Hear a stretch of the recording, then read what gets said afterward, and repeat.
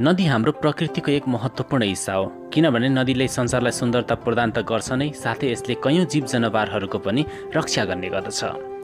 विभिन्न प्रकारका जीवजन्तु र वनस्पतिहरू नदीमा नै आश्रित हुन्छन्। नदी जलको मुख्य स्रोत मध्येको एक स्रोत हो। नदी दुई प्रकारका हुन्छन्, साना नदी र ठुला नदी। जलस्रोतका दृष्टिले ब्राजिलपछि विश्वको दोस्रो धनी राष्ट्र नेपालमा साना ठुला गरेर 6000 भन्दा धेरै नदीनालाहरू रहेका छन्। हजारौंको संख्यामा ताल तथा पोखरीहरू रहेका छन् भने सयौंको संख्यामा झरनाहरू रहेका छन्। हाम्रा नदीनालाहरूले हामीलाई खानेपानीको आपूर्ति, सिँचाइको सुविधा, जलविद्युतको उत्पादन मात्रै नगरेर कतिपय नदीहरूले स्थानीय तथा अन्तर्राष्ट्रिय सिमानाको समेत काम गरेका छन्।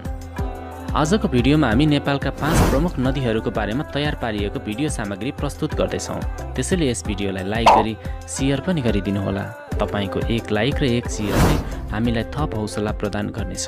आउनुहोस् सुरु गरौँ। नम्बर 1, कोशी नदी। कोशी नदी, जसलाई सप्तकोशी नदी पनि भनिन्छ, किनभने यसका 7 वटा सहायक नदीहरू रहेका छन्। नेपालको सबभन्दा ठुलो नदी कोशी नदी हो। यस नदीको लम्बाइ चाहिँ 720 किलोमिटर रहेको छ। कोशी नदीमा पूर्वमा कञ्चनजङ्घा हिमालदेखि पश्चिममा लाङटाङ हिमालसम्मको पानी आउने गर्दछ। प्रत्येक वर्ष भारतको बिहारमा यस नदीले ठुलो क्षति गर्ने भएकोले यस नदीलाई बिहारको दुःख पनि भनेर भन्ने गरिन्छ।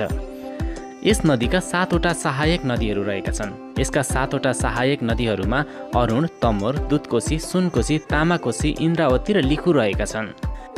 नम्बर 1, अरुण नदी। अरुण नदी कोशी नदीको एक सहायक नदी हो। यो नदीको उत्पत्ति चाहिँ चीनको स्वशासित क्षेत्र तिब्बतमा हुन्छ। यो नदी नेपालको सङ्खुवासभा जिल्लाबाट नेपाल प्रवेश गर्दछ। नम्बर 2, तमोर नदी। तमोर नदी पनि कोशी नदीको एक सहायक नदी हो। यो नदीको उत्पत्ति चाहिँ कञ्चनजङ्घा हिमालको आसपासको क्षेत्रबाट भएको विश्वास गरिन्छ। नेपालको ताप्लेजुङ जिल्ला भएर अगाडि बढ्दै यो नदी कोशी नदीमा आएर मिसिन्छ। नम्बर 3, सुनकोशी नदी। कोशी नदीका 7 वटा सहायक नदीहरूमध्ये सुनकोशी नदी पनि एक हो। यो नदीको उत्पत्ति चाहिँ तिब्बतबाट हुन्छ र यो नदी नेपालमा आएर कोशी नदीमा मिसिन्छ। नम्बर 4, दुधकोशी नदी। कोशी नदीका सहायक नदीहरूमध्ये दुधकोशी नदी पनि एक हो। यो नदीको उत्पत्ति चाहिँ सोलुखुम्बु जिल्लाको दुधकुण्डबाट भएको विश्वास गरिन्छ। नम्बर 5, तामाकोशी नदी। तामाकोशी नदी पनि कोशी नदीको एक सहायक नदी हो। यो नदीको मुहान चाहिँ तिब्बतमा रहेको छ। तिब्बतबाट नेपालतिर बग्दै आएर यो नदी सप्तकोशी नदीमा मिसिन्छ। नम्बर 6, इन्द्रावती नदी। सप्तकोशी नदीका 7 वटा सहायक नदीहरूमध्ये इन्द्रावती नदी पनि एक हो। यो नदीको उत्पत्ति चाहिँ जुगल हिमालको काखैमा रहेको 5 पोखरीबाट हुन्छ। नम्बर 7, लिखु नदी। लिखु नदी सप्तकोशी नदीका 7 वटा सहायक नदीहरूमध्येको एक नदी हो। यो नदीको उत्पत्ति चाहिँ हिमालयबाट हुन्छ र यो नदी सप्तकोशी नदीमा आएर मिसिन्छ। नम्बर 2, गण्डकी नदी। गण्डकी नदी, जसलाई सप्तगण्डकी नदी पनि भन्ने गरिन्छ। गण्डकी नदी नेपालको सबभन्दा गहिरो नदी पनि हो। यो नदीको नेपालभित्रको लम्बाइ चाहिँ 338 किलोमिटर रहेको छ। पूर्वमा लाङटाङदेखि पश्चिममा धौलागिरी हिमालसम्मको पानी यसै नदीमा आउने गर्दछ। गण्डकी नदीलाई चितवन प्रवेश गरेपछि नारायणी नदी भनिन्छ। यस नदीलाई भारतमा पुगेपछि गण्डक नदी भन्ने गरिन्छ। गण्डकी नदीका 7 वटा सहायक नदीहरू रहेका छन्। यसका सहायक नदीहरूमा काली गण्डकी, बुढी गण्डकी, सेती गण्डकी, मादी, दरौदी र मर्स्याङ्दी यसका सहायक नदीहरू हुन्। नम्बर 1, काली गण्डकी। काली गण्डकी नदी गण्डकी नदीको एक सहायक नदी हो। यस नदीले संसारकै सबभन्दा गहिरो गल्छी बनाएर बगेको छ, जसलाई अन्ध गल्छी भनिन्छ। यस नदीले ठुलो मात्रामा कालो रङको माटो बगाएर ल्याउने भएकोले यस नदीको नाम काली गण्डकी रहन गएको हो। काली गण्डकी नदी तिब्बतमा उत्पत्ति भएर मुस्ताङ जिल्ला हुँदै नेपालतर्फ छिर्दछ। कागबेनी भन्ने स्थानमा मुक्तिनाथ मन्दिरमा उत्पत्ति हुने काग खोला र मुस्ताङ खोला मिसिन्छ र त्यसपछि उक्त नदीलाई काली गण्डकी नदी भन्ने गरिन्छ। हिन्दू धर्म अनुसार विष्णु भगवानको साक्षात स्वरूप मानिने अति दुर्लभ शालिग्राम पाइने एकमात्र स्थानका रूपमा काली गण्डकी नदी रहेको छ। त्यसैले यस नदीको धार्मिक महत्त्व पनि उत्तिकै रहेको छ। नम्बर 2, बुढी गण्डकी नदी। बुढी गण्डकी नदी गण्डकी नदी प्रणालीको एक सहायक नदी हो। यो नदी उत्तरतर्फबाट आएर गण्डकी नदीमा मिसिन्छ। यो गण्डकी नदीका 7 वटा सहायक नदीमध्येको एक नदी हो। यस नदीको उद्गम स्थल चाहिँ गणेश मनास्लु हिमाल हो। नम्बर 3, सेती गण्डकी। सेती गण्डकी नदी, जसलाई सेती नदी नामले पनि चिन्ने गरिन्छ। यो नदी नेपालको उत्तर पश्चिम हिमालयबाट नेपालका विभिन्न भागहरूमा गहिरा खोजहरू हुँदै भारततर्फ अगाडि बढ्दछ। सेती नदी सप्तगण्डकी नदीका प्रमुख सहायक नदीमध्येको एक नदी हो। यस नदीको उत्पत्ति चाहिँ अन्नपूर्ण हिमालबाट भएको हो। नम्बर 4, मादी नदी। सप्तगण्डकी नदीका प्रमुख सहायक नदीहरूमध्ये मादी नदी पनि एक हो। यो नदीको उत्पत्ति चाहिँ अन्नपूर्ण दोस्रो हिमालबाट भएको हो। हिमालयबाट बग्दै आएर यो नदी गण्डकी नदीमा मिसिन्छ। नम्बर 5 दरौदी नदी। सप्त गण्डकी नदीका 7 सहायक नदीहरूमध्ये दरौदी नदी पनि एक हो। यो नदीको उत्पत्ति बुद्ध हिमालबाट भएको छ। दरौदी नदी हिमालयबाट बग्दै आएर गण्डकी नदीमा मिसिन्छ। नम्बर 6 त्रिशुली नदी। त्रिशुली नदी नेपालको एक मुख्य नदी हो। यो नदी सप्त गण्डकी नदीको एक सहायक नदी पनि हो।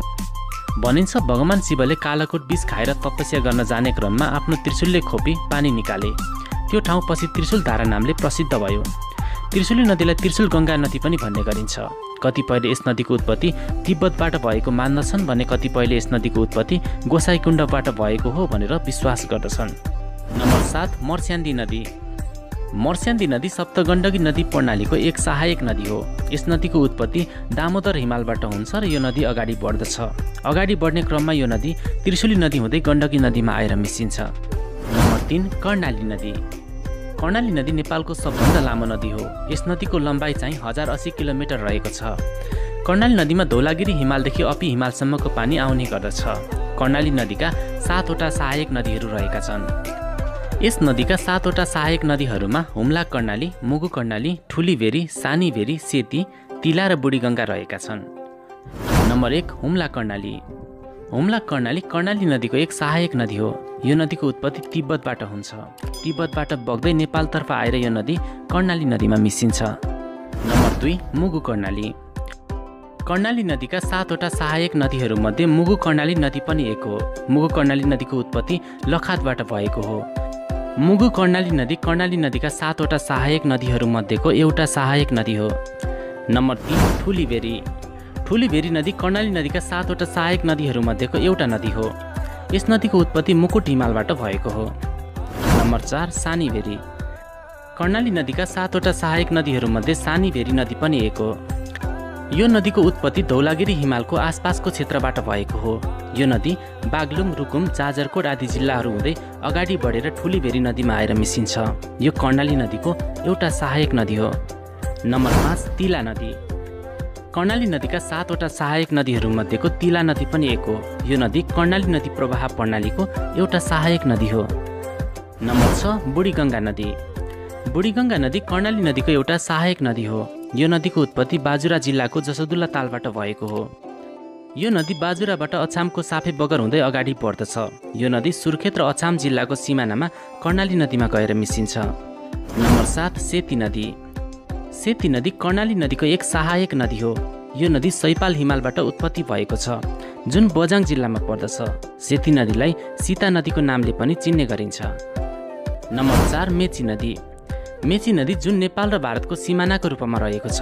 यस नदीलाई नेपालको पूर्वी सिमाना मानिन्छ। यो नदीको मुहान चाहिँ लालीखर्क भन्ने ठाउँमा रहेको छ। लालीखर्कमा उत्पत्ति भएको मेची नदी नेपाल भारतको सिमाना भएर अगाडि बढ्दछ। नम्बर 5 महाकाली नदी। महाकाली नदी नेपालको पश्चिमी भागबाट उत्पत्ति भई नेपाल भारतको सीमा क्षेत्रबाट बग्ने एक नदी हो। यस नदीको उद्गम स्थल बृहत हिमालयको 3600 मिटरको उचाइमा स्थित लुम्पियाधुरा भन्ने ठाउँमा रहेको छ। लुम्पियाधुरा जुन नेपालको दार्चुला जिल्लाको एक भाग हो। महाकाली नदी लुम्पियाधुरा लिपुलेक दराका नजिक नेपाल, भारत र तिब्बतको सिमानामा स्थित रहेको छ। यस नदीले उपल्लो क्षेत्रमा नेपाल र भारतको सिमानाको काम गर्दछ। भारतको उत्तराखण्ड र उत्तर प्रदेशको मैदानी क्षेत्रमा पुग्दा यस नदीलाई शारदा नदीका नामले पनि चिन्ने गरिन्छ। साथीहो, यी थिए नेपालका प्रमुख नदीहरू। तपाईहरूलाई आजको भिडियो कस्तो लाग्यो? कृपया तपाईँको विचार कमेन्ट गर्न चाहिँ नछुटाउनुहोला। हस्त नमस्ते।